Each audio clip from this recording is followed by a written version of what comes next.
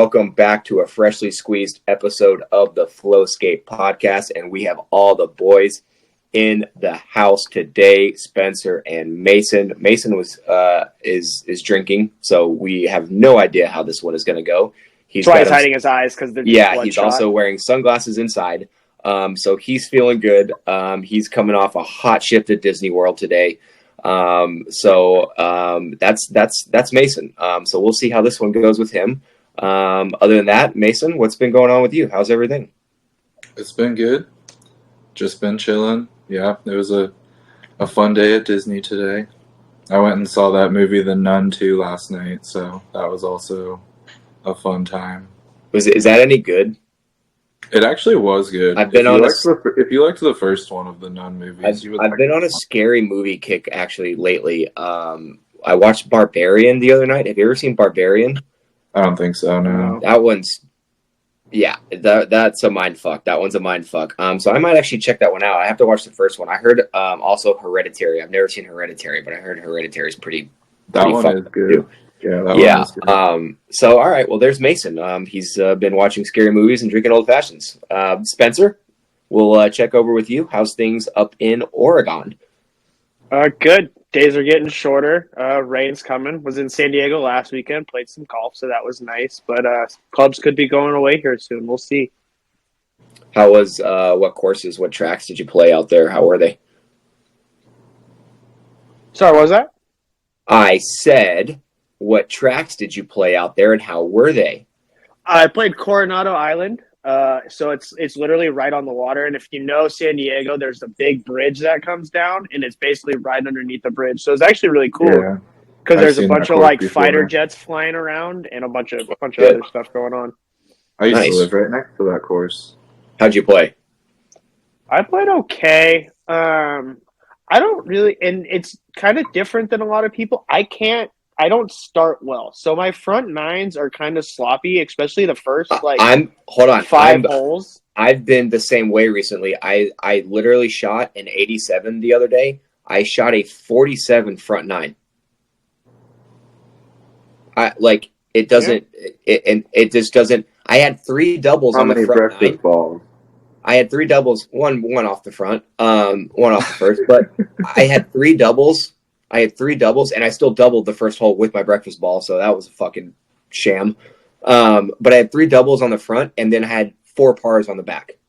It just doesn't make any. It just doesn't. I don't know what it is. Like I'm the same way. I don't really. It doesn't really click in with. So from hole 6 to hole, I don't know, say 14, 15. I'm money. I'm great. The ball's flying down the fairway. It's awesome, but I'm battling from the first 5 holes, and then I don't know. I focus on the last couple. I know I'm actually going to shoot decent for the entire round if I get through the first 6 holes 5 or 6 over. If I'm through the first 6 holes just straight bogey golf, I know, okay, then I can start piecing together some pars, and we can start maybe working towards some birdies. But if it's when I'm 8 over at 6, where I'm fuck, now I need a par or now I need a birdie. That's when I'm this could go down. This could be an easy 95 really, really fast. Yeah, but highly recommended course. If anybody's ever in San Diego, definitely recommend playing Coronado. It's a little sneaky course that's probably the only one down there that's literally on the water, like Torrey Pines, but who can afford to play there? How windy was it for a beach course? No wind. No wind? In San Diego? Because you're in the bay, so you're protected. Did you hit a seal? I did not hit a seal. I didn't even hit one in the ocean. Did you see a seal? No. Just some fighter jets. Here's my other problem right now is I am lethal with a wedge in my hand. Anywhere from it doesn't matter, 50 to 130 yards. I'm fantastic. Now, I will say this: lob wedge. Even I smoked a lob wedge 90 yards to a fucking dime the other day. But lob wedge to 8, I'm money and I'm so comfortable with. 7 through 4, I have no idea what the fuck the ball's gonna do. I have no idea if I'm gonna hit it well. It's so frustrating. Yeah, I'm actually hitting my 5 again. Kind of nice. My 5 iron, which has been cool. But other than that, my hybrids are pretty sloppy. I'm gonna burn my hybrid. I'm going to burn it. I'm going to pee on it, and I'm going to burn it again, and I'm going to pee on it again. I have lost all faith. I have lost all faith in it, and it has lost all faith in me. And when that happens between you and a club, it just. But then it just takes one pure. Yeah, but here's the problem with the one pure, because I've been living that with this hybrid. I get the one pure on the 1 par 5 where I have to hit one, like I can't lay up and just hit I actually have to put one down there, and then I think, okay, I figured it out, and then the next time I just chunk it, and I'm like, well, I should have just fucking smoked a 6-iron, and then they've just been. So it's my hybrid it's done. All right, enough of that. Let's get into things. We got to talk about it. Mike Babcock, Tuesday on Spit and Chicklets. I think the entire world heard it. Probably I actually saw it the day before because they posted some Instagram clips the day before on the account before they actually dropped the full episode.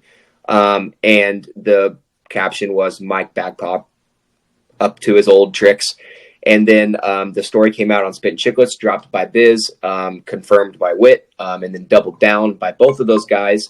That Mike Babcock was calling Columbus players into his office, asking them to pull their phones out, pulling up their camera rolls, and then putting the camera rolls up onto the AirPlay TV screen and going through their photos to, quote, see what kind of people they are.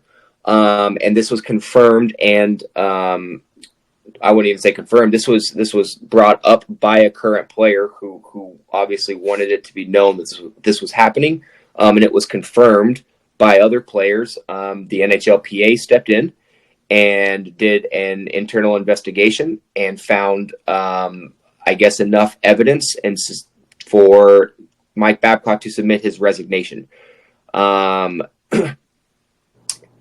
This is crazy. This is just fucking. He didn't even fucking make it to training camp. Didn't even make it to fucking training camp.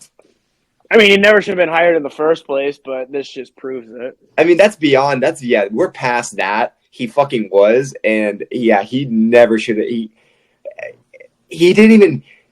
He's looking at like. What does a guy do when he goes in there and has a picture of his girlfriend naked on his phone? That's why he wanted to do it. He wanted to see what kind of freaks were on the team. But also, like, what? It's just such a weird thing to do. My thing is, like, what in his mind made him think that it was going to be something that's appropriate and that, like, wasn't going to get talked about by the players to somebody? It was going to get leaked somehow that it was just too weird. And I don't know, maybe he's done this shit before, but, like, it's one of those things where it's like, was he even thinking when he came up with this idea? I think he was, because Chris Chelios said it best. I think I forget this all the time. Mike Babcock has a psychology degree. So Chris Chelios said that Mike Babcock, thinks he's better than everyone. He also thinks he's smarter than everyone. But Chris Chelios said in that he is actually very smart himself. So we saw that, like, Boone Jenner and Johnny Gaudreau and even Jarmo Kekalainen, the fucking general manager, all three of them were like, yeah, he asked to see my photos, but he asked it in a way where, like, it was, like, mutually, like, we're sharing photos of just our families, you know what I mean? Like, he wanted to see pictures, like, he only asked to see pictures of my family, and it was, like, in a positive way where he was, like, genuinely trying to get to know me.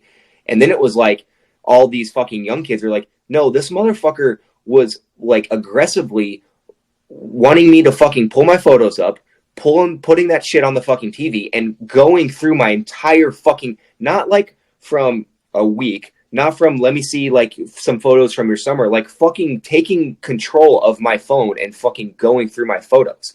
So what he said was he was smart enough to do it in the positive way with the guys that are actually have power on the team and actually have power over him.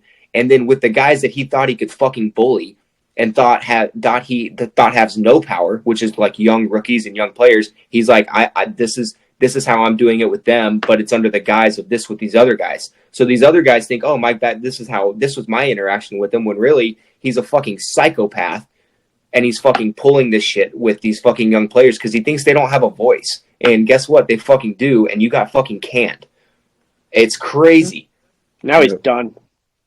Oh, he he'll looks like the never. Green Goblin from Spider-Man, and that's like some crazy, like, weird supervillain type He shit. does kind of look like William Dafoe in He does.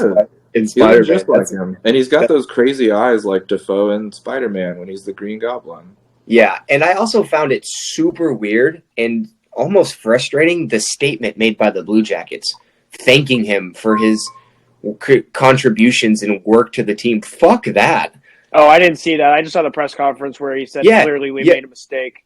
No, John Davidson said we made a mistake, but we want to thank Mike for his hard work and dedication to the team throughout the time he was here. He was actively trying to fucking ruin young guys' careers under your watch, and you're fucking thanking him on your way out the door. If I were the owners, I would probably fire Yarmo and John Davidson as well.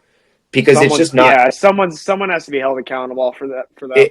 And someone has to be held accountable for not only the hire but for what happened under the hire. And the guy didn't even make it to training camp. And he's already literally, it's crazy. It's fucking nuts. But Mike Babcock is out. He will never coach in the NHL again, which is probably good because he should never be around young up-and-coming athletes who, at the end of the day, are fucking kids. They're kids.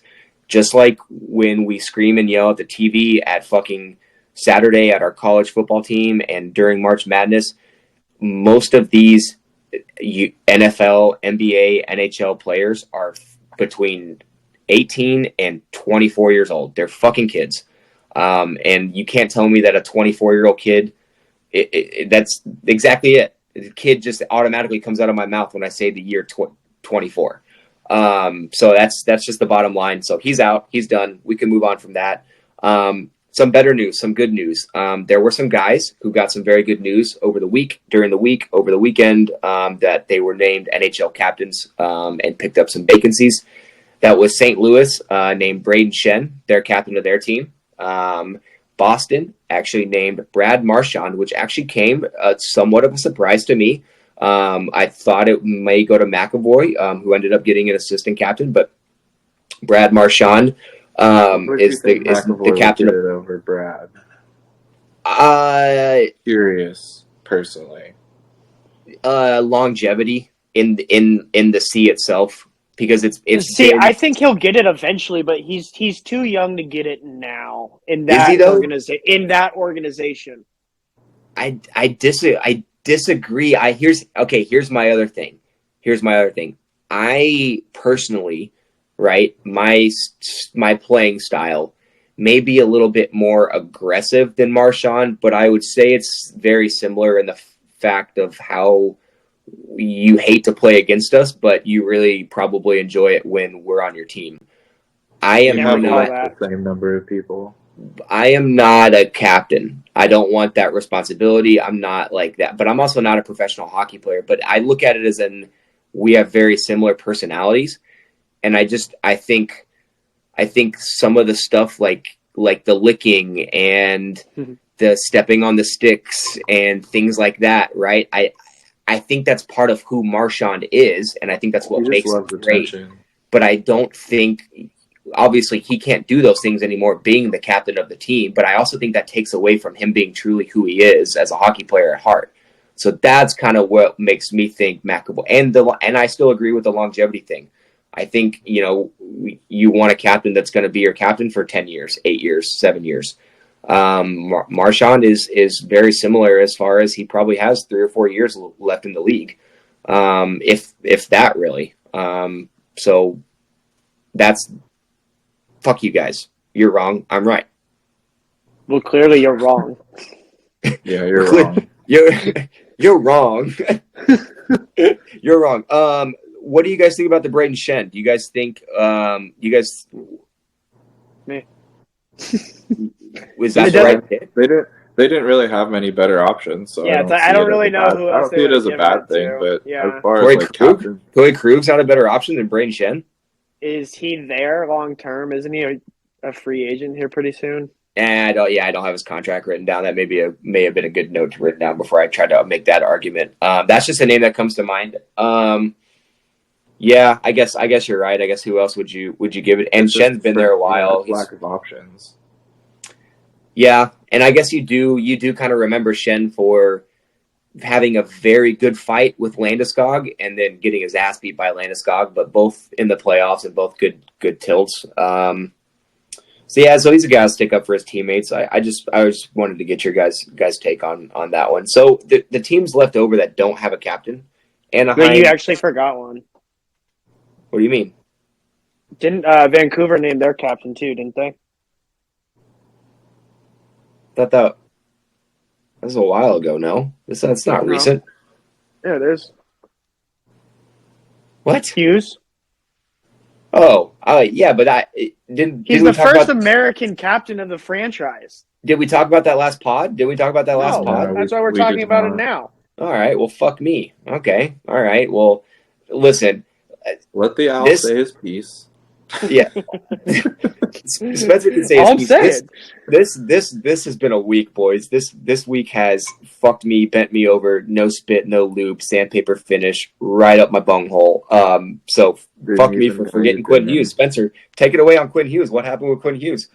Well, he got named the first American captain of the Canadian franchise. No, I mean, I actually think it's pretty cool, and I think it's the right call for them. I think that's a different franchise where they can name a super young captain, and I think that it is his team at this point. So that made sense to me. Yeah, I'm not going to sit here and say I had it written down because I fucking didn't. I clearly slipped up on that one. It does make sense to me too. That's a long. See, that goes back to my argument. That's a longevity captain's pick. Different franchise. Yeah, fuck Different you. franchise. Yeah, they haven't had an identity since they lost in the finals. You don't have an identity with those goddamn sunglasses on. No, He's leave him on. incognito. Jesus. Nope, leave him on. Incognito. He's like Medusa. I felt like I was turning to stone. Jesus. All right. But the teams remaining that don't have a captain, and we'll run down a list here of some guys that could be potential captains. Get your guys' opinion. Anaheim, Arizona, Calgary, Chicago, Philly, and the Seattle Kraken. So let me get your take on these potential Anaheim captains. Some names I have written down that I just think would be the clear choices. Obviously, Fowler, Adam Henrique, Ryan Strome, Troy Terry, and this is the opposite of a longevity pick, but they do have Alex Killorn. So out of those names, who do you guys think is the most suitable for that captaincy if they were going to fill it? Probably Fowler. Fowler, yeah, I'd say. Yeah. If they want to go to a young guy, I like Troy Terry. That's what I was thinking. He just signed a big ticket there. Yeah, that's what I was thinking. Yeah, that's so what I like those two. I could see. I would be fine with either of those two. I think Fowler's probably the veteran choice who's going to run the room for at least another couple of years, but I think Troy Terry is going to take it over next. Yeah. I think Henrique's not a bad option either. It's weird. Yeah, that's a weird one. You don't hear He's much kind of about a punk. him. You don't like him? I don't like him. All right. I don't like his face. I think he's just been in so many games. Face. He's been in so many games and has so much experience. I think he'd be solid. Spencer Brown versus Adam Henrique, rough and rowdy. We will get that set up. Spencer does not like Adam Henrique. Yeah, you heard it here first on the Flow Skate. Down in Portland. Now, Arizona, do you just give it to Keller? Yeah. I mean, the only other option is Jason Zucker, but he's not there long term. Yeah. I give it to whoever will build him a rink. Just give it. I'll give it to the CEO of whatever company steps in to build them a goddamn arena. He can wear this. He can wear the C and just like call things in via microphone to people. Put a little earpiece on. Have him go straight to the refs. Just get the team a damn arena and move them. Yeah, but no, I think you give it to him. Yeah. All right, Calgary, Backlund, Huberdeau, Lindholm, and Noah Hannafin, but Noah Hannafin could get dealt. So I think you count him out. So it's Backlund, Huberdeau, or Lindholm. That's a tough one. It is. I would probably go Backlund or Lindholm just because they've been there. And My Huberdeau problem has had a bad couple of years, but I think that's also due to Suter more than him. My problem is I don't know enough about any of these players. Like I know their stats and how good they are as like hockey players, but I don't know what they're like as like people. It's not a team I follow generally. Like Yeah. Huberdeau, maybe I've heard a little more about him because he was a higher draft pick, but like I really don't know how they are as like human beings and like how they would command a presence on Yeah, the ice that's and stuff like if that and in the locker room. based off things I've heard off podcasts and just on different things. Backlund is that kind of guy, but Huberdeau was a leader in Florida. So Yeah. we can't forget that he did have a pretty big leadership role in that organization for quite a while. Yeah. So that's the other thing we need to consider with that. But yeah, I think what that comes down to is either of those two would be a good candidate. Now Chicago, just give it to Bedard. Honestly, Just stepping right out of the gate. what do they have to lose? That To be franchise is honest with you, broken. I was gonna say that. To be honest with you, as fucking nuts as that is, and why would you ever do that? What the fuck do you have to lose? So wait, Are they just He's going gonna to leave it open? He's gonna score 40 fucking goals. Are they going to give it to someone else? Because Taves isn't retired. Here's the only other people they could give it to: Taylor Hall, which that's not long term. No. Seth Jones, which he's No. I know Seth a little bit. I know You're saying it because you played with him. We know. I just and obviously I haven't spoken with him in quite a while. But I know guys that do. He's good. Yeah, How long is he still has a long contract there too, doesn't he? Yes, I think maybe he's the best other option. I think he is. I think other than leaving it open, if you are going to give it to somebody, you give it to Seth Jones. I just don't. That's if, but Seth wants it. You know what I mean? Like that's up to him. The other options are Nick Foligno, Connor Murphy, and Jared Tenorti. No, but I don't think see they leave it open. Those are. I'm saying leave it open. They leave it open. And I think the only clear choice if they decide to give it is Seth. That's that. But again, fuck it. What do you have to lose? Give it to the kid. Who cares? No, I'm just kidding. That would be really fucking crazy if they did that. That'd be that would be nuts. Yeah, that would be nuts. Things that happened in Chicago. So Philly, we just give it to Torts. Just give Torts the captaincy. Let him run with it, and then you got Atkinson, Couturier, Scott Lawton, and Owen Tippett. The longevity pick is Owen Tippett. I think the clear pick is Atkinson or Couturier. I think it's Atkinson. But here's the problem. If he can stay healthy, either of those guys can stay healthy. Yeah, you can't. I think that's the problem with both those two. Like you just said, you can't have a captain who's not healthy. Yeah. So your captain has to play 75 games, at least. Yeah. Which is crazy to think about. Jamie Benn. I'm just going to bring it up because it just came on the top of my mind. That's a guy. He's never really hurt. He plays 82 fucking games all the time. But that's the guy. Yeah. But so did Bergeron. So so does Giordano. So do a lot of the other captains around the league. So that's but that's the thing. That's what you need. Seattle. It's Beniers or Eberle. Which I mean, I think Beniers. I really do. I think he's got that. I think he's got that Chipotle commercials. Just give him the C. He's got a lot. The kid's got it going on. He's got a lot of commercials. He's making a lot of endorsing money. His face is everywhere. Yeah, I don't see why you wouldn't. He seems to be good at like enjoying the spotlight and not like. I feel like he handles criticism well. That's why I think they might not go with him.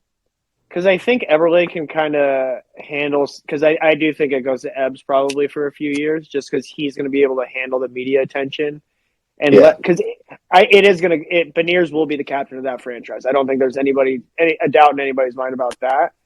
But I think some of these young captains just – they get too much pressure too quick. Like, let these guys play. Just let them get their feet established in the league and not have that pressure of having to own the locker room because – Seattle does have pressure now. They did make a run into the playoffs where they're not going to be able to skate by and not make the playoffs this year.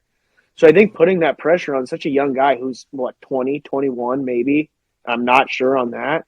I think that could hamper his progression when especially we're looking, to get Shane Wright in that lineup now this year, even though he's probably going to the AHL. But that franchise is in the right direction, so I don't think you want to put pressure on those young guys that are the franchise players quite yet. Yeah, I don't quite. I'm going to be completely honest. I don't quite understand that whole Shane Wright thing. Like, why? Like, I don't. Why did he have to get a special exemption to play in the AHL? Because he's too he played young. overnight. Oh, is he too young? He's too young. I thought it was because he played overnight. He'd have to go back to because he'd have to go back to juniors. And that would just be that's dumb as It's shit. dumb. Why? It's bad for his development. So that's why he got an approval last year to play in the AHL as well. So I think he had to do it again. Okay, that would make sense. Yeah, here's the thing. A lot of people, even first round hockey picks, are very similar to first round. I don't want to say baseball because that's even more extreme. No, hockey, I can go with that. Yeah. You don't see even a top 5 pick. You may not see for a few years. That's just the way that's just the development. You don't get a Makar. You don't get a Heiskanen. You don't get an Austin Matthews. You don't get a Connor McDavid. You don't get a Nathan McKinnon, who's just these 17-year-old kids that can come into the NHL and play at a high level and make a difference right away all the time. It just doesn't happen. Look at, and I'm just using the Stars as an example because I just know the organization well because of how closely I follow them living in the DFW area. Look at Rupe Hintz and Jason Robertson. They're high late first round, second round picks, and they spent a lot. Like, people just think, oh yeah, they got drafted. No, they were drafted in like 2018, 2019. They've spent a few years in not just one season, multiple seasons in the AHL. But you see what that does for the development of them. Because at the end of the day, guess how old they are? They're still fucking 22 years old. You know what I mean? Yeah. It's nuts. That's it goes back to them being kids. So it's people are like, oh, Shane Wright bust. No, he's so young. Let him he should have been in the AHL all year last year. He should have never had the expectations that he had. It's same. And he had a good year. He had a very good year in the AHL, actually. You know who should have done the same thing, and they should have got an exemption for, but I don't know how it would have worked based on age. But who's probably fucked now because of it is Lafreniere. Yeah, he should have spent a lot more time in the AHL. He's going to be a career third liner now because he wasn't given the time to develop. And he was touted, literally, 2-3 years ago as the next McDavid. Yeah, literally. Yeah. Now there's a new guy every year who's touted as the next McDavid and the next. I was gonna say we live in the GOAT generation where every time someone does something good, everyone's like they're the next GOAT. They win one championship and everyone's like they're the next Tom Brady, and it's like everyone needs to slow down. Yeah, you don't know until a career's over because people could get the yips, they could get hurt, they could have something, they could get traded to a team where they just don't fit in and just suck. Like they could be pedos. Yeah, people just put way too many eggs in baskets early. Spencer liked that one. So, all right. So I just found this interesting. So the Erik Karlsson trade to Pittsburgh is still having ripple effects. Now it lives on. Now Montreal has traded goalie Casey DeSmith to Vancouver for Tanner Pearson and a 2025 third-round pick. I would assume this would be the end of the Erik Karlsson trade to Pittsburgh ripple-down effects because I don't know where, unless Tanner Pearson gets fucking moved, which is actually a very good possibility, so never mind, it could keep going, which in return probably means that the player he gets traded for is also a player that's probably going to get moved again. I would actually be very interested to see after next season, so 2 full NHL seasons, the trade tree from the Erik Karlsson on all the ripple down effects that it has on those trade trees. Because I mean those draft picks will probably be moved a little bit, and you don't know who they're going to get picked, like who the draft picks are going to be, and so on and so forth. It's going to be. I mean, it's franchise altering for everybody, but you don't know what way it's going to alter it. Yeah. Mason, what whiskey did you put in your old fashioned? I'm gonna get chirped for this, but it's Maker's Mark, so it's still good, but it's technically Maker's Mark's good. Who chirps you for Maker's Mark? Yeah, no, that's fine. Yeah, Maker's Mark's good. I love it. Little waxy bottle. Have either of you ever had TX whiskey? No, I have not. Have you had Balcones? oh, Don't think so either. More of a vodka guy. I don't really drink more of a vodka guy. But since we're just on the topic of alcohol, let's get sidetracked here. I cannot drink anything on the golf course anymore, but have you guys had long drinks? Had what? No. Okay, next time you're at the go to a Total Wine or they may have them at smaller ones, but next time you're at a liquor store, find long drinks. So long, like LONG. LONG drinks. So it's a Finnish drink. They come in cans, 6-pack, and it's gin, juniper, something and something. It's the best golf course drink ever. Other than a transfusion, it's the best golf course drink. Ice cold long drink. It's apparently they drink them in Finland just 24/7, it's a thing. I've never known, but they just package them now. So yeah, they're fucking dangerous. So check those out next time. They make a sugar-free one. I don't really know how much sugar is in the real long drink. But they're not sweet. It's not like a seltzer. It's like an actual mixed. It's so the Owens transfusion mixes. Yeah, it's pretty much that. It just already has the gin in it. You don't have to add the vodka or the gin or whatever. Yeah, it's fucking. They're great. So try them out. We'll move on. Connor Bedard and Adam Fantilli are going to be absolutely nasty. Bedard's hat trick. Dude, his release is unbelievable. It's better than Austin Matthews, and Austin Matthews' release is confusing. So the way he, I'm just gonna do it for you guys on the way he, when he releases, his hands are it's against him. They're against him, and the blade of his stick is in front of his it's pressed against his front skate. Yeah, it's nuts. Fucking crazy. Those guys are something else. And then Fantilli's dangles through they are making those rookie games look absolutely just silly. It looks like a men's league game. So I think Leo Karlsson is somewhat a little bit getting forgotten about. Apparently he still looks really good too. They apparently don't know with him though whether they are going. I think it's pretty set that he's going to get his 9 games.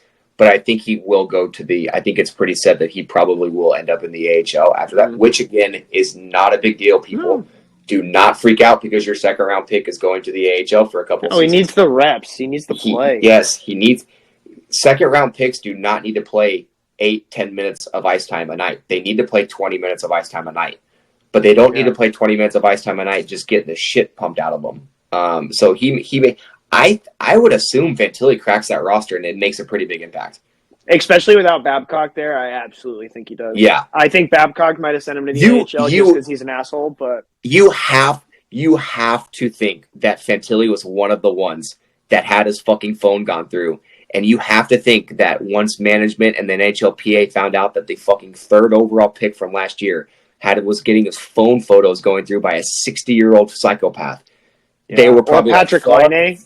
They were fuck this. Patrick Laine and Johnny Gaudreau. I bet all those guys wanted Johnny Gaudreau. I think Johnny Gaudreau is under the guise of he just wants to see. I think Patrick Laine was in there too. That's Patrick Laine is a guy where he gets unhappy very very quickly. Oh yeah, but that's not a guy he wanted to play for. But when he's happy, he pumps in 50 goals. So that's probably a big reason for that. And Bedard's going to score 40. I wouldn't be surprised. Okay, it's 40. Maybe he's at least getting 30. He's going to be a 30 goal scorer right out of the gate, just based on he's going to rip pucks on the fucking power play. He's going to get shorthanded opportunities. He's going to get these odd man rush opportunities where he just nips goalies short side high. He'll be a 30 goal scorer right out of the gate. He actually has a personality too, which I saw in some. It's really cool. From this. Yeah. He actually he's not just this robot. So hopefully the league kind of amplifies him up a little bit and gives him a platform because those young guys kind of need it. The NHL needs it. Him and Crosby and Colby Armstrong on the couch when they were like in full gear is pretty fucking funny. Yeah, he's got a personality. And I love and he loves roller. I love guys that love roller. So that's the NHL. That's what's going on in the NHL. We do need to talk because we are a hockey podcast, not just an NHL podcast. There are some other leagues that are getting going right now. One of them is the NAHL. So they had their big annual showcase last weekend. I watched quite a bit of it online. I've got a subscription to the NAHL TV. A lot. I'm just going to say it. Some fucking filthy uniforms in the NAHL this year and the North American League. Nasty uniforms. Corpus Christi, they basically have the same logo and same layout. They just changed their colors, and they went from like a maroon red and like navy blue, which is like obviously super common colors, to now they have like this like dark forest green with like this metallic blue and like this like, so it's nasty. The team I work for, the Brahmas, they've always got filthy uniforms because purple is just, you can't go wrong with purple. Like the Shreveport Mudbugs, they're big rivals. Purple does look good in sports. Yeah, Shreveport has like these alternates where they're all turquoise with purple trim. They're filthy. New Hampshire Mountain Kings have some sick ones too. Yeah, New Hampshire, they're a brand new franchise to the NA this year. New Hampshire Mountain Kings, they have their logo with the moose is pretty nasty. The Maine Nordiques, they look nasty. I'm just going to say it. I love hockey uniforms or really any uniform, even like football. Baby blue and like a royal red go so good together. Red helmets with like baby blue, like powder blue uniform with like a red trim. I think that looks fucking fantastic. So that's what Maine rocks. There are some other good ones too. Colorado Grit, you got a decent team. You need some work on your uniforms, but it's your first year in the league as well. So yeah, just shout out them. And then NA3, which there are still some very, very good hockey players working on scholarships in NA3. They open up this weekend. Opening night for a lot of teams is tomorrow night. So shout out to those leagues. Shout out to those guys. I'm going to shout out the USPHL. Because I have a really funny story that I got to tell you guys. I will not. I got a buddy who works in that league. I won't say what his capacity is or what he does. I won't say the city and I won't say the team.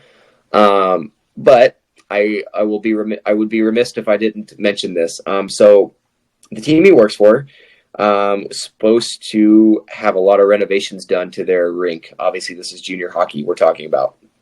So I'll just say this real quick. He had to, in order to knock down a wall in his locker room, he had to go down to the courthouse and file paperwork to like basically be a construction worker. So this is the kind of shit we're dealing with. Does he work for the Arizona Coyotes? So they were supposed to have a lot of renovations done to their rink. By season opened, they are obviously not getting those renovations done by then. So him and the team have to stay and live in a different city and play in a different city until their rink renovations are done. And he is currently staying in a very big Airbnb with all 25 kids on the team. Oh my God. Can you imagine the smell in that place? So basically he is a babysitter to 25 19-year-old junior hockey players. That sounds so much fun, but so miserable at the same time. He said the funnest part is just whooping their ass at Shell all day long. Exactly, because that's all you would do. You would literally just play FIFA and Shell all day, but then you just hear them chirping. Yeah. And just the fact that there is that he's not a player and there's boundaries and stuff, but they don't have a choice. It's fucking hilarious. And if you know anything about his personality, I'm sure it's just like a fucking episode of Seinfeld in that goddamn house. So that's that. Now Spencer, you can't not. You need to do the same thing. You have a story. Leave out names, but you can't not tell this. you have to. So censor as much as you need to, but you got to let us know. Okay, so a school of that plays in the ACHA that we may or may not have attended. They've had some games canceled. So, and they were all against one other school that we played a few times, didn't like, very, very close rival. So I wondered why are these games being canceled? So I messaged one of a friend of mine that goes to this particular school, and he let me know that the other school has been kicked off campus due to getting caught drinking on the road, and then the existence of a rookie party came out. So that school no longer has an ACHA D2 team, and their season has been canceled. Here's a winner. So I know. Here's my thing. It's a different day and age. You can't do the same things that we did when we went to school because we couldn't even do them when we went to school. So it's confusing because you want there to be fun. It is college hockey. It is club college hockey. Yeah. These kids are not on scholarship, yet you do want so for me, right, for us three, we played for, I would say at that time, maybe not anymore, but at that time, one of the top club teams in the nation. We never missed a national tournament. We never went to a regional tournament, for God's sakes. We always had a bye. We were always number 1 or 2 in our conference. So you take pride in that, and I do. It does irk me a little bit when I hear people who didn't play club hockey talk about it as if it's like beer league. You know what I mean? Because it's really not. Like like for instance, our first year at nationals, that kid on Florida Gulf Coast, like the biggest thing that weekend was, holy shit, a kid from Florida Gulf Coast signed a 2-way AHL contract. It's like, you know what I mean? Like there's a lot of people forget how many kids just don't want to put up with the bullshit of the NCAA, don't want to put up with the bullshit of a lot of structure, and maybe they know that they don't want to play pro hockey for a living, but they still want to play hockey at a school. It's you want a good reputation. So as much as it isn't scholarship hockey, and as much as it isn't, now there are some club teams that pull stuff with scholarships, Lindenwood. But as much as it isn't, everybody's a musician on their team, and yeah, everybody's a musician at Lindenwood. But as much as it isn't scholarship hockey, and as much as it is club hockey, you still want a good reputation. And you still want people to talk about it as if it is good hockey, because at the end of the day, when you go to a national tournament, and an ACHA D1 national tournament is really, really fun hockey and good hockey to watch. And there's a lot of good skilled kids that actually do go on to play some decent levels of pro hockey from those programs. Teams like Adrian, teams like Ohio, teams like Minot, those programs specifically. Look at Arizona State, who had literally had such a good powerhouse of an ACHA program. They had a guy willing to fucking put up millions of dollars to move them into D1 because it was such a pull there. So you can't do shit like that anymore. I definitely hate hearing that a program is being folded or in trouble. Because those kids need from a personal level, and I know the school that did it, so I'm pointing the finger and laughing. But in the big picture of things, it is a bummer. Yeah, but I think too is you have to be smarter as players now, man. You have to know that. But stuff gets out. There's cameras, There's people just say stuff when they're people say stupid things. Yeah, and I think any rookie party in today's day and age is just a bad idea. I think what you do is you do a rookie dinner. Yeah. Where you get all the boys together, you go to a dinner, you tell the rookies beforehand, dinner will be on you guys. You can split it up however you want. You don't go to you're college kids, right? So you go to like go to a Buffalo Wild Wings, or you go to a Chili's, right? And just have them order pizza or something.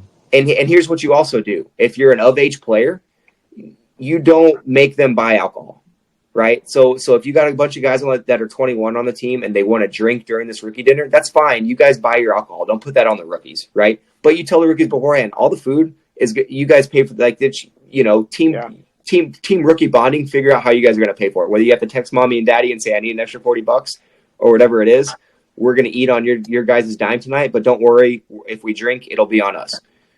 Also, we're going to be in public, so unfortunately for you guys, you can't drink. You know what I mean? And you just leave it at that, and you just let the fun unfold as the season goes on in a time and place manner, rather than forcing the fun on people one night. Now, granted, we've been a part of some very, very fun rookie parties. We've also been a part of some rookie parties that have gone awry. Yeah, no, all very true. So, I mean, I'm sure the school will come back, but long story short, everyone be smart, put your phones away, and don't do stupid things to get your seasons canceled. Yeah, so that's PSA for every club, just college hockey player, junior hockey player out there in general. Have fun, be smart. You are young. You are a hockey player. You do work hard. You do deserve to blow off steam from time to time, but you need to do it in a responsible way, and you need to fucking put your phones up. It is not mature to film people. It's not mature to take pictures of people, because once you get to a certain age, you realize that fucks a lot of people over for a lot of different things. And you also realize that good people make dumb mistakes on every given day that they don't really deserve to have to relive through pictures and videos for the rest of their life, which could be a possibility. So just don't be idiots. That's all we're saying. I mean, that's that. That's your PSA. This podcast was brought to you by FNX Fit. If you need any form of supplements, go to fnxfit.com or fnx.com. Follow them on Instagram. They have a great social media account. They do a lot of cool stuff, a lot of cool videos, and their products are really good. I've been taking their products I don't want to say every day, just because I do get very busy with life. But I have been on a very weekly, consistent basis taking their products, whether it's the protein, the vitamins, the pre-workout, the greens. I tried the pre-workout, so I will just go ahead and say this. I did try the pre-workout. I haven't used pre-workout in years. Last time I tried a pre-workout, it just fucked me up. Like, it made me feel like I was on drugs. Felt like I was walking on clouds. It was crazy. My heart was beating super fast. Probably due to all the caffeine that was in there. This it has caffeine, but it's like a green tea, natural caffeine, and it's not that much. I felt really good when I used it. I'm not a pre-workout guy, kind of every workout, it's just not for me. But that particular day, I kind of needed a little boost, and I was actually doing a strength day, so I was actually lifting, which I'm still doing. And it was actually really good. So I went into it with no expectations, just because I'm not a very big on stimulant pre-workouts. And this one was fine. So if you're not big on stimulant pre-workouts, they do make a stimulant-free one. But just know that if you do need a little extra kick and you want to try the stimulant one, it's not going to fuck you up, because I'm super sensitive to stimulant pre-workouts and just stimulants in general. Like caffeine, if I drink a coffee at night, it'll fucking have me up till 3 a.m. So you heard it here first. It does not do that. And their other shit is really, really good. The protein mixes really well with water. It doesn't have a big, heavy, bulky flavor. You can pretty much just chug it, and it's gone. So it's good stuff. Use code FLOWSKATE for 15% off. So code FLOWSKATE gets you 15% off any FNX product on their website. So next time you're in the market for some supplements, code FLOWSKATE. Boys, that's it. That's a pod. We're buzzing. We're buzzing. I love when all three of us on. It's fucking great. I love the flow. Fantastic. Mason, you have anything? You have any last words? Just be ready for conspiracy theories when the season starts. You've probably already got a few in your head. I've been working on them. We don't need to hear them today. Yeah. No. We've got to wait till the games start. Yeah, I gotta go. I've been wrap watching. this baby up. Nathan is always watching. So Mason, you heard it. That's your next PSA. Mason is always watching. You heard it here first. That is the Flowskate podcast. Like, subscribe everywhere you see. Code Flowskate gets you 50% off FNX Fit. I did a ice bath earlier in my Polar Recovery tub. Make sure you go to Polar Recovery and get your ice bath as well. Referral Flowskate. I am getting a code for you. I will get that as well. That is the Flowskate podcast. We love you all, boys. TM high. Let them fly. Steve.